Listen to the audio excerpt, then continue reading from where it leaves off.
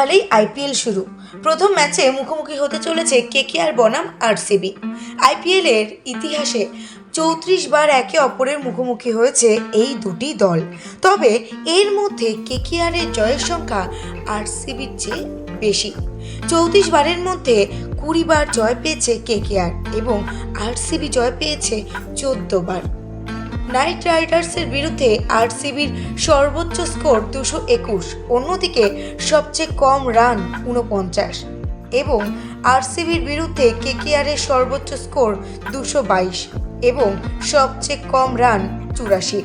২২শে March অর্থাৎ শনিবার আইপিএলের প্রথম ম্যাচ। গত মরশুমে আইপিএল চ্যাম্পিয়ন্স হয়েছিল কেকেআর। শিরোপা ধরে রাখার বিষয়ে এবারেও আত্মবিশ্বাসী বরুণ চক্রবর্তী।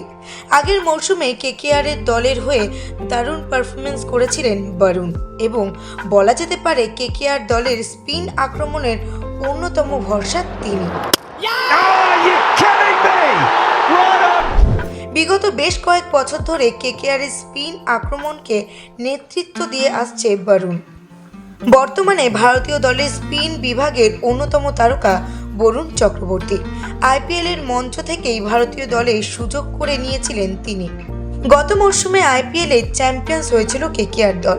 সেক্ষেত্রে শিরোপা ধরে রাখার বিষয়ে কালকে ইডেন গার্ডেনের প্রথম ম্যাচ যে জোরদার টক্কর হতে চলেছে তা কিন্তু বলার অপেক্ষাই রাখে না। ব্যুরো রিপোর্ট, বাংলার পালস টিভি।